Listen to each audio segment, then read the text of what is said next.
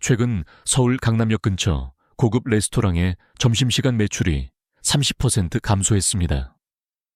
대신 바로 옆 편의점 매출은 50% 증가했습니다. 이게 무슨 의미일까요? 연봉 1억 원을 받는 대기업 부장님들이 1만 5천 원짜리 점심 정식 대신 4,500원짜리 편의점 도시락을 선택하고 있다는 뜻입니다. 이건 단순한 절약이 아닙니다. 이건 공포입니다. 제 친구 중에 삼성전자에 다니는 15년차 선배가 있습니다. 얼마 전 만났는데 놀라운 말을 하더군요.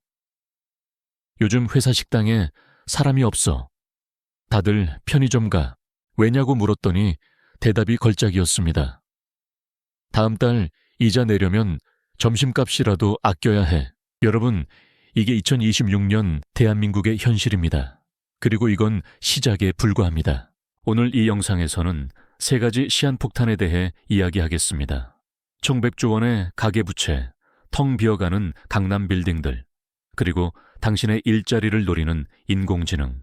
이 3가지가 어떻게 연결돼서 2026년 한국 경제를 무너뜨릴 수 있는지, 그리고 어떻게 살아남을 수 있는지 말씀드리겠습니다. 이 영상이 불편하고 무섭게 느껴지실 수 있습니다.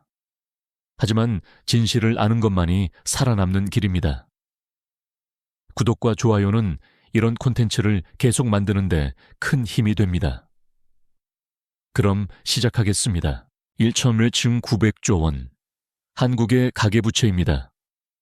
이 숫자를 들으면 대부분 크긴 한데 내 문제는 아니야 라고 생각합니다. 하지만 정말 그럴까요? 여기 39살 김 대리가 있습니다. IT 대기업 다니고 연봉 7천만 원 받습니다. 2023년에 경기도 신도시 아파트를 6억 원에 샀습니다. 본인 돈 1억, 대출 5억, 당시 금리가 3.5%였습니다. 월 이자 145만 원 정도였죠. 김 대리는 계산했습니다. 세후 월급이 450만 원 정도니까 이자 내고도 300만 원 남네. 애 하나고 아내도 일하니까 충분해. 그렇게 집을 샀습니다. 2026년 1월 지금 금리가 8%로 올랐습니다. 월 이자가 242만 원입니다. 거의 100만 원이 올랐습니다. 그런데 더 큰 문제가 있습니다. 원금 상환 거치 기간이 끝났습니다. 이제부터는 이자만이 아니라 원금도 갚아야 합니다. 원리금 균등 상환으로 계산하면 월 상환액이 약 380만 원입니다. 김대리 월급이 450만 원인데 380만 원을 은행에 갖다 바쳐야 합니다. 남는 돈 70만 원. 세 식구가 한 달을 70만 원으로 살아야 합니다. 불가능합니다. 그래서 김대리는 지금 매일 편의점 도시락을 먹습니다. 회식도 안 갑니다. 주말에 가족 나들이도 끊었습니다. 아내는 친정에 돈을 빌리러 갔습니다. 그러면서 매일 밤 검색합니다. 대출 연장 방법, 집 급매 팁, 김대리 같은 사람이 한국에 몇 명이나 될까요? 수십만 명입니다. 아니, 어쩌면 100만 명이 넘을 수도 있습니다. 한국은행 자료를 보면 2026년 1월 기준 가계대출 연체율이 0.8%입니다. 별로 안 높네요 라고 생각하실 수 있습니다. 하지만 이건 아직 터지기 전입니다. 2008년 미국 서브프라임 사태 때도 처음엔 연체율이 1% 미만이었습니다. 6개월 후 5%를 넘었고 금융 시스템이 붕괴했습니다. 더 무서운 건 숨겨진 연체입니다. 많은 사람들이 마이너스 통장으로 이자를 내고 있습니다. 신용카드 돌려막기로 버티고 있습니다. 통계엔 안 잡히지만 이미 한계에 다다른 사람들입니다. 그리고 2026년 하반기가 문제입니다. 2023년에 받은 3년 거치 대출들이 만기가 됩니다. 원금 상환이 시작되는 겁니다. 그때가 되면 김대리 같은 사람들이 선택지는 2가지입니다. 집을 팔거나 파산하거나. 집을 팔면 뭐가 문제냐고요? 모두가 동시에 팔려고 하면 가격이 폭락합니다. 6억에 산 집을 5억에 팔아도 안 나갑니다. 4억 5천만 원의 금매로 내놔야 합니다. 1억 5천만 원 손해입니다. 그런데 대출은 5억이 남아 있습니다. 집 팔아도 5천만 원이 부족합니다. 이게 바로 깡통주택입니다. 그리고 이런 깡통주택이 2026년 하반기부터 쏟아져 나올 겁니다. 이제 강남으로 가보겠습니다. 테헤란로 한복판 30층짜리 오피스 빌딩이 있습니다. 2022년까지만 해도 이 빌딩은 공실이 하나도 없었습니다. 네이버, 카카오 같은 IT 기업들이 층마다 입주해 있었죠. 2026년 1월 지금 이 빌딩에 12개 층이 비어 있습니다. 40% 공실입니다. 임대료는 2년 전보다 30% 내렸는데도 세입자가 안 들어옵니다. 첫째, 재택근무입니다. 코로나 이후 많은 기업들이 하이브리드 근무를 도입했습니다. 직원 100명 회사가 이제 50명만 출근합니다. 사무실 면적을 절반으로 줄였습니다. 둘째, 경비 절감입니다. 고금리 시대에 기업들도 돈이 없습니다. 가장 먼저 줄이는 게 임대료입니다. 강남 프리미엄을 포기하고 구로, 가산으로 이전합니다.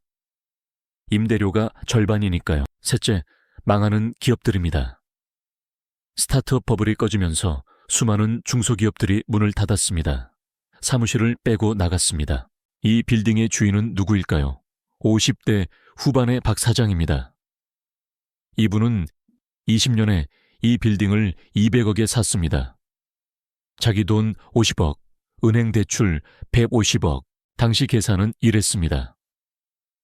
연임대 수익이 12억이니까 대출이자 7억 내고도 9억 남네. 건물값도 오를 테고 완벽한 계획이었습니다. 2026년 지금 공실 40%, 임대료까지 30% 떨어져서 연임대 수익이 5억으로 쪼그라들었습니다. 그런데 금리가 올라서 대출이자가 10억이 됐습니다. 매년 웍씩 적자입니다. 박 사장은 자기 돈으로 매달 1,000만 원씩 이자를 메우고 있습니다. 얼마나 버틸 수 있을까요? 1년, 2년, 결국 팔아야 합니다. 하지만 살 사람이 없습니다. 200억에 샀던 빌딩을 150억에 내놔도 안 팔립니다. 30억으로 금매를 냅니다. 70억 손실입니다. 문제는 대출이 150억이라는 겁니다. 130억에 팔면 20억이 부족합니다. 박 사장은 개인 파산 직전입니다. 그런데 이게 박 사장만의 문제일까요? 아닙니다. 이 빌딩에 150억을 빌려준 은행의 문제이기도 합니다. 은행은 부실 채권이 늘어납니다. 손실을 보전하기 위해 다른 대출을 회수하려 듭니다. 김대리 같은 사람들의 주택담보대출을 조입니다. 상업용 부동산 붕괴가 가계부채 위기로 연결되는 순간입니다. 그런데 빌딩이 비는 근본적인 이유가 뭘까요? 일자리가 사라지고 있기 때문입니다. 사람이 필요 없어졌습니다. 서울 여의도에 있는 한 증권사 이야기입니다. 2023년까지 리서치팀에 애널리스트 2명이 있었습니다. 이들은 기업 분석 보고서를 작성했습니다. 연봉은 평균 1억 원이었습니다. 2024년 회사가 AI 리서치 시스템을 도입했습니다. 블룸버그 GPT 같은 거였죠. 이 AI는 하루에 100개 기업을 분석해서 보고서를 뽑아냈습니다. 사람이 한 달 걸릴 일을 하루 만에 끝냈습니다. 2026년 1월 지금 리서치팀 인원은 5명입니다. 15명이 잘렸습니다. 남은 5명은 뭐 하냐고요? AI가 만든 보고서를 검토합니다. 연봉은 8천만 원으로 깎였습니다. 이런 일이 금융권 전체에서 벌어지고 있습니다. 은행, 보험, 증권, 카드사 2024년부터 2026년 2년 동안 금융권에서 사라진 일자리가 5만 개입니다. 법률 업계도 마찬가지입니다. 로펌의 주니어 변호사들이 하던 계약서 검토, 판례 조사 같은 일을 이제 AI가 합니다. 3년차 이하 변호사 채용이 거의 중단됐습니다. 광고, 마케팅 업계는 더 심각합니다. 카피라이터, 디자이너, 영상 편집자, 이들의 일을 채트 GPT, 미드저니, 런웨이 같은 AI가 대체하고 있습니다. 한 광고 대행사 팀장의 증언입니다. 예전엔 광고 슬로건 100개 뽑는데 팀원 5명이 일주일 걸렸어요. 지금은 AI한테 30대 여성 타겟 화장품 광고 슬로건 100개라고 입력하면 10초 만에 나와요. 팀원 4명을 내보냈습니다. IT 업계도 안전하지 않습니다. GitHub 코파일럿 같은 AI 코딩 도구가 나오면서 주니어 개발자들의 입지가 좁아졌습니다. 시니어 개발자 1명이 AI를 활용해서 주니어 3명분 일을 합니다. 맥킨지 보고서 얘기는 이미 했죠. 2030년까지 한국 일자리 23%가 위험합니다. 육사 40만 개입니다. 그런데 이게 고르게 분산되는 게 아닙니다. 특정 직종에 집중됩니다. 화이트 칼라, 사무직, 고학력 전문직이 제일 먼저 당합니다. 왜냐하면 AI가 가장 잘하는 게 데이터 처리, 패턴 인식, 논리적 분석이거든요. 그럼 어떻게 될까요? 연봉 7천만 원 받던 사람들이 직장을 잃습니다. 재취업을 하려고 해도 일자리가 없습니다. 결국 연봉을 낮춰서 들어갑니다. 5천만 원짜리 일자리로 소득이 줄어듭니다. 그런데 집 대출은 그대로입니다. 버틸 수 없습니다. 집을 팝니다. AI 실업이 부동산 폭락으로 연결되는 겁니다. 이제 세계의 시한폭탄이 어떻게 연결되는지 보이시나요? 시나리오를 그려보겠습니다. 2026년 7월입니다. 먼저 AI 실업이 본격화됩니다. 대기업들이 디지털 전환이라는 이름으로 대규모 구조조정을 발표합니다. 수만 명이 직장을 잃습니다. 뉴스에 나옵니다. 사람들이 불안해합니다. 같은 시기 원금 상환 거치 기간이 끝나는 주택담보대출이 쏟아집니다. 월 상환액이 2배로 뜁니다. 사람들이 버티지 못합니다. 집을 내놓기 시작합니다. 매물이 급증합니다. 그런데 일자리를 잃은 사람들은 집을 살 여력이 없습니다. 수요는 사라지고 공급만 늘어납니다. 집값이 떨어지기 시작합니다. 이때 상업용 부동산 PF 대출 만기가 도래합니다. 건설사들이 이자를 못 냅니다. 한두 곳이 부도 처리됩니다. 뉴스가 나갑니다. 시장이 패닉에 빠지며 은행들이 긴장합니다. 다음은 어디? 부동산 관련 대출을 전면 재검토합니다. 대출 연장을 거부하기 시작합니다. 추가 담보를 요구합니다. 김대리에게 은행에서 연락이 옵니다. 집값이 10% 떨어졌으니 5천만 원 추가 담보를 넣으시거나 대출을 줄이세요. 김대리는 돈이 없습니다. 집을 팔 수밖에 없습니다. 급매로 내놓습니다. 시장에 급매물이 쏟아집니다. 집값은 더 떨어집니다. 15%, 20%, 25%. 담보 가치가 계속 하락합니다. 은행은 더 많은 추가 담보를 요구합니다. 악순환입니다. 박 사장의 강남 빌딩도 마찬가지입니다. 더 이상 버틸 수 없어서 경매로 넘어갑니다. 대형 빌딩 경매 소식이 뉴스에 나갑니다. 상업용 부동산 시장 전체가 얼어붙습니다. 은행들의 부실 채권이 급증합니다. 자본 적정성 비율이 떨어집니다. 금융감독원이 개입합니다. 은행들은 살아남기 위해 대출을 회수합니다. 신규 대출을 중단합니다. 기업들이 운영자금을 못 빌립니다. 중소기업들이 연쇄 부도납니다. 실업률이 더 오릅니다. 소비가 급감합니다. 백화점, 마트, 식당, 카페가 매출 급감으로 문을 닫습니다. 상가 공실률이 치솟습니다. 상가 건물주들도 무너집니다. 부동산 폭락이 가속화됩니다. 증시가 폭락합니다. 코스피가 500선이 무너집니다. 국민연금이 수십조 원 손실을 봅니다. 개인 투자자들도 패닉 셀링을 합니다. 주가는 더 떨어집니다. 외국인 투자자들이 한국에서 돈을 뺍니다. 환율이 폭등합니다. 1달러에 1,500원을 넘어섭니다. 수입 물가가 오릅니다.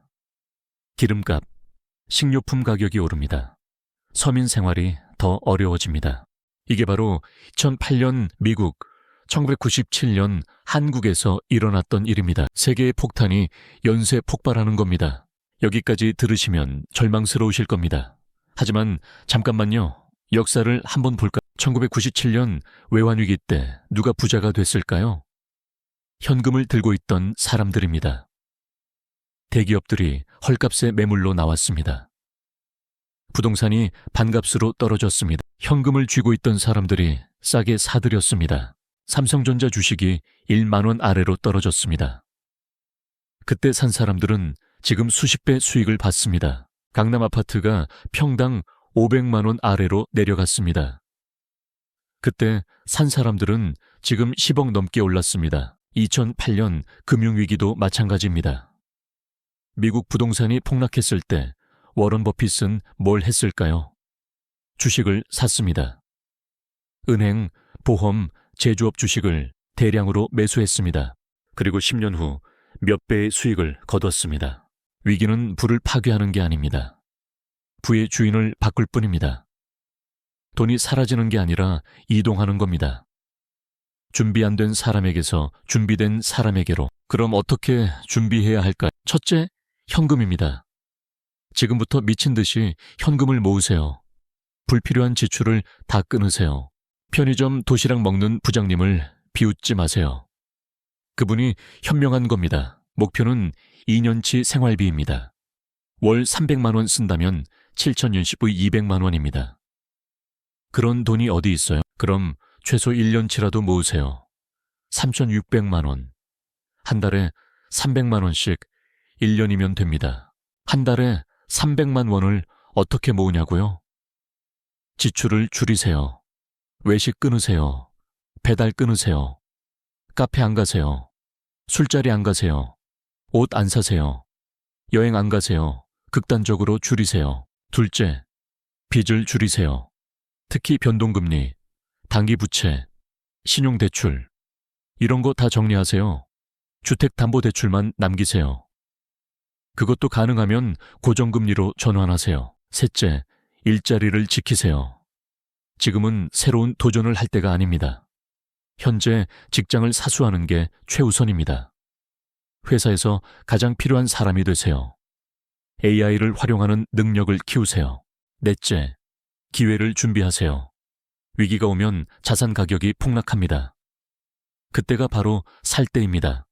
현금을 들고 기다리세요. 집값이 30% 떨어지면 그때 사세요.